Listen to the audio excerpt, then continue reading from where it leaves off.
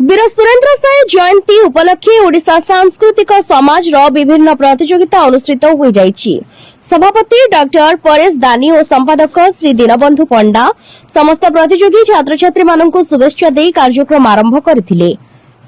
बकृता school स्तर में DAV school अम्लान ज्योति पंडा और विकास स्कूल अनन्या आचार्य जुग्म प्रथम, सेभेन हिल्स स्कूल मृण्मयी प्रधान द्वितीय, गुरु नानक स्कूल प्रकृति जेना तृतीय होइछन्ति और कॉलेज स्तर में गंगाधर मेहर विश्वविद्यालय तुलसी शर्मा प्रथम, विकास स्कूल पुष्पलता महंत द्वितीय, एम्स कॉलेज प्रतिज्ञा पटेल तृतीय होइछन्ति।